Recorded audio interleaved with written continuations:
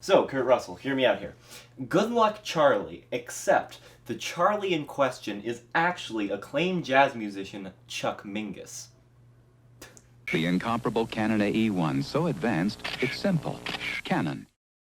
Hey there guys, what is up? It's me, Riley, and today we're going to be doing a kind of a follow-up video to one of the most viewed videos on my channel that I'm very proud of, my little Instax mini review. We're going to be reviewing the, not successor, but cousin third time removed, related by rumor, Instax Sq6. The Sq6 is a really cool camera that I was really excited for because when I first got my Instax camera, I was a little disappointed about the fact that they only came in either the credit card size or the ultra wide size. I wanted something that had that classic Polaroid look, that classic square kind of aspect ratio. So when they released the SQ10 a couple years ago, I was really excited until I learned that they made it a weird digital film hybrid camera and it cost like $200 on launch. It was a terrible mess. But Fujifilm finally got their act together and released a totally analog, totally film SQ6 I have here in the white. I guess an unboxing is in order, and then I'm going to take it out with some friends, take some shots, show you guys how those shots turn out, and then give you my general thoughts on this camera, which I've waited oh so long for. Because the problem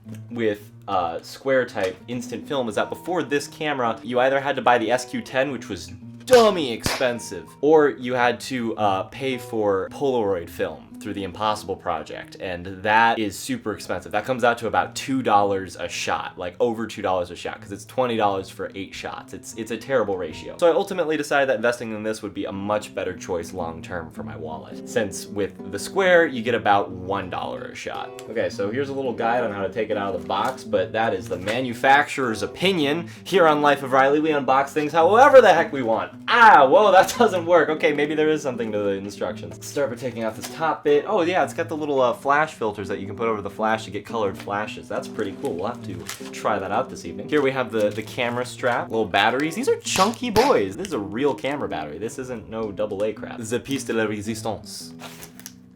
The Instax camera itself, concealed in boobly wrap. Wow, okay, so I have a couple thoughts. First thing is, this boy is big. I did not expect it to be this large. Like, in my brain, it was like 15 to 20% smaller. The design is very nice, and the build quality is really, really interesting. It's unique. I enjoy it. With the Instax Mini Neo 90, it's got more of a plastic kind of build, but the plastic feels like it's higher quality. This feels like it uses cheaper plastic, but it also has metal components, so it kind of generally has a unique kind of feel to it that I don't really think any other Instax cameras have, because trust me, I've handled a lot of Instax cameras. I do like this design philosophy, though. I would be down with this. It feels light in all the right places and heavy in all the right places, you know? Going into this review, I'm assuming you already know the basics of this camera and what makes it special, such as the fact that it, has a selfie mirror, it has X number of modes, it has the color filters on the flash, everything. So this is mostly just going to be a practical, in-the-field review of this camera, where I'm going to be taking it out with some friends, taking some shots. You're going to be able to see what the environment's like, what the setting I use is, and how that affects it. Also, if you're interested, let's real quick unbox this film pack that I picked up.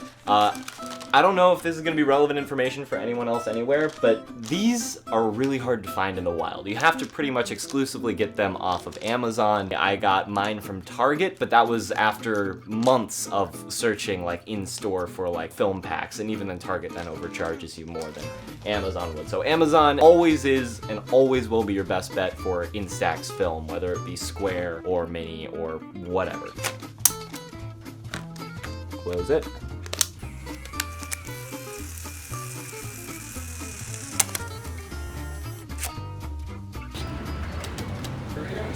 Hey guys. Hey, what's up? Check out what I got. Ooh, very nice. So it's the Instax Square. Yes. It is square. It's very square. So it's like your little Instax camera, but it shoots square shots. Yeah. And I'm going to take pictures of you, with you, together, to test out this camera. Alright. So we're going to be using the auto function to try and take a portrait of my friend Emily here across the table. As you can see, there's plenty of natural light. It should be enough for this little lens to take the picture without using a flash. But a lot of people don't realize that the reason why Instax photos often come out so blurry is that even though the film is ISO 800, which is pretty darn high for film, The aperture of the camera is set to like f12 or f8 or something like that. It allows Fuji to save a lot of time and money, and the consumer a lot of effort with focusing. So oftentimes, not a lot of light is able to reach the sensor, aka the film in this case. And so you need really, really good light for the camera to not want to use the flash. But we'll see whether or not this nice, soft, natural lighting is enough for this square camera to avoid using the flash. 3, 2, 1. And he used the flash, as I expected. So we got a flash for this picture, which is developing right here, which is alright, you know, like flash photography is fun, it's cute, but like, personally, I sometimes like to get a no flash, natural light look on my subject. The classic override that I always pull with these Instax cameras is set it to the landscape function. Now the landscape function is set so that it doesn't use a flash, because what's the point of using a flash on a landscape? And hopefully it should properly expose Lucas, because again, we're kind of going against the camera's own rules of trying to expose for a background, not my man Luke here. But there is a chance that if all is right, I should be able to get a nice natural light exposure of my friend Luke. Okay, ready? 3, 2, 1. It added a little flash there, but it seemed to be a lot less intense than the last one. All right, now Luke, we're gonna be taking another picture with this camera where we're gonna be testing its dynamic range. Do you know what dynamic range is? I do not. Dynamic range is a camera's ability to perceive details in the brightest and darkest parts of the image at the exact same time. The human eye can perceive a crap ton of it, but your iPhone camera may only be able to perceive, you know, some details in the top, some details in the dark. A higher end camera will be able to perceive more, but again, the human eye is still top dog in this game. And film does have a relatively good dynamic range, but so far, we've been putting it through its paces in really cute, nice, well-lit environments. What about this crappy midday sun in front of a shaded area? Let's see what it does to my friend Lucas's face when I take a picture of him. So before you all ask, yes, I do know that there's technically a flash override function on this camera. For me, I found it to be pretty hit and miss, kind of glitchy, not the best, at least in my Neo 90s. If you really do want to just turn off the flash, I'd recommend doing that, because as you can see in this landscape shot that I took of Lucas using my old kind of workaround system, it focused on the background instead of him. Really, for the most part, I would recommend trying to fiddle with the flash disable feature instead of trying to go into a different mode and MacGyver it that way. Hey guys, look at this dirty, ugly couch. Don't touch it, it's got bed bugs. Well, you're gonna get bed bugs because I'm taking a picture of you sitting on the couch. 3, 2, 1. You hate the lighting in here. I hate the flash. We're gonna have to make a compromise. Why don't we do a special fun flash? What if we use these colored flash caps? So I'm gonna go with green, since green is usually naturally a complementary tone for Caucasian skin tones. The attachment of the cap's real easy. Just slip it on like that, and you're good to go. Let's set you up in front of this really fugly floral display. Let's separate you a little bit from the background. Great. This camera has a macro feature. If I'd done my research and been a good YouTuber, I would have actually looked up what the focusing distance on the macro mode is. I didn't. So we're gonna be taking pictures of these flowers, and I'm gonna be eyeballing the focus and see how close it lets us get.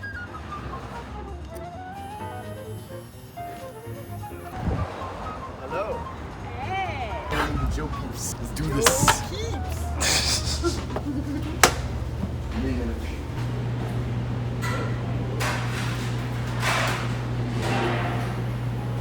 Okay, we'll see how that turns out. It's got a good crust, thick cheese, not very good sauce. Aww. Yeah. Hey there guys, welcome to Hip Hoppin' and Happenin' Vlog Spot CVS Pharmacy. We're gonna be doing a test of this red flash cap in relatively decent flat lighting conditions. There's really no shadows, it's pretty well lit. We're gonna see how it reacts in you know, more of a neutral lighting situation instead of the really dark, grungy dungeon place. 3, 2, 1. Great. Hey, you guys know what this little mirror on this thing does? The selfie mode. It's supposed to give us a rough idea of how the framing is gonna be. So we're gonna take a selfie with it, see how it turns out. Indeed. All right, final shot of the day. I'm gonna be taking a landscape shot from the roof of this building here.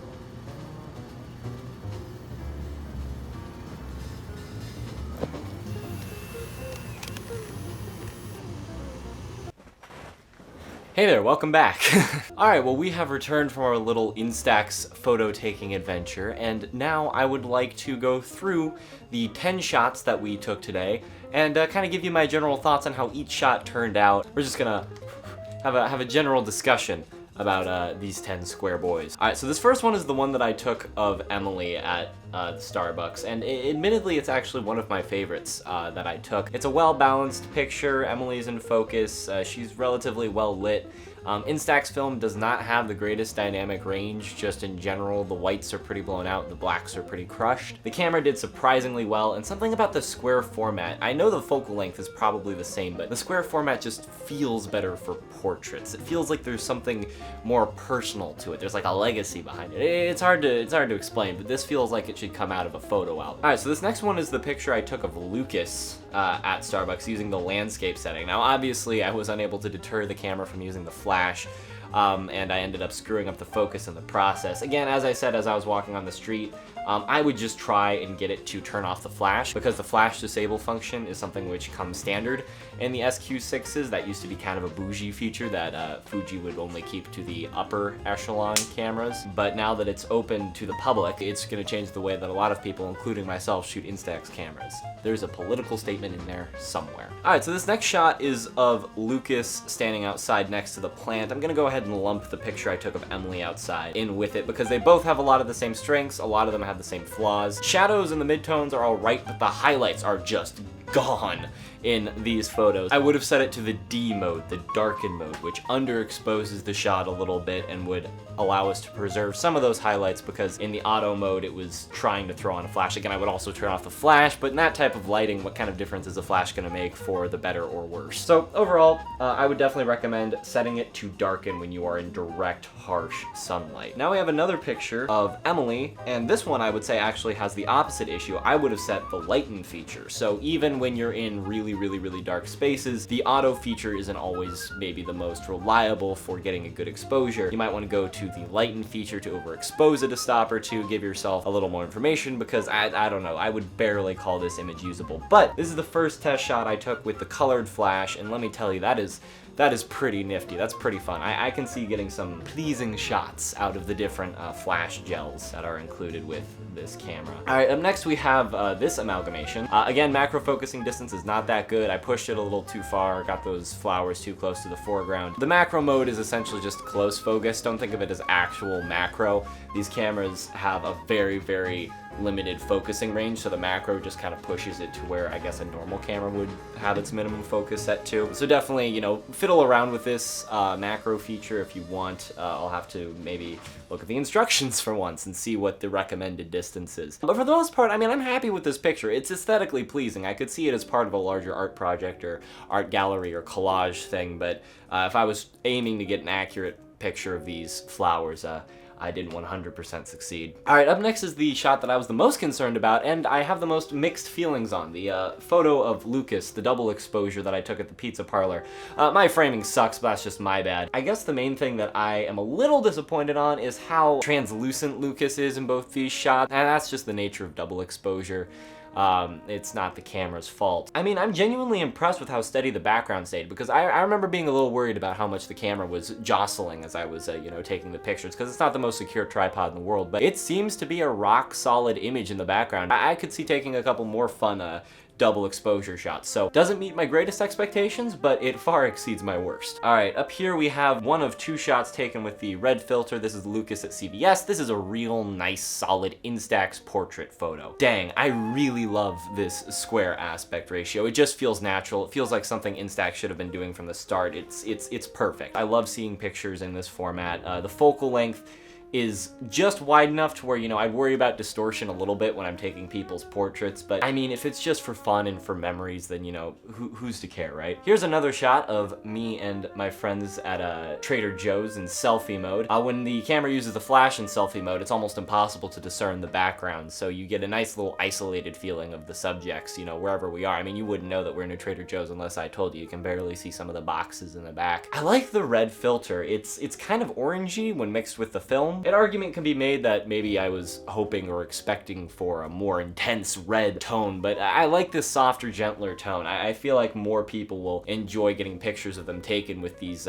color gels, considering that they're softer. All right, and finally, probably the lamest shot of the bunch is the landscape shot. Instax cameras have always struggled with intense highlights. Take a picture of the sun, you're gonna get that trademark little black spot, and everything is gonna be underexposed because the camera is desperately trying to expose for the sun. If I could change anything about this shot, I would definitely set it to lighten the image a little bit. I would hopefully shoot a couple minutes later than I did. I was pressed for time, so I had to shoot into the sun, but I probably would have waited for a nicer sunset where the sun was over the horizon already, but the sky was like a luscious pink. I am impressed with the amount of sky detail and colors that I was able to pull out despite the crazy exposure, because again, I was looking straight into the sun as I shot this. So the fact that I got any sort of information out of it is inspiring, really. Overall, I think that this pack of film was a success. So anyways, I guess I've been rambling about this camera for a really long time. I should probably come to a point. What do I think of the Instax Square? I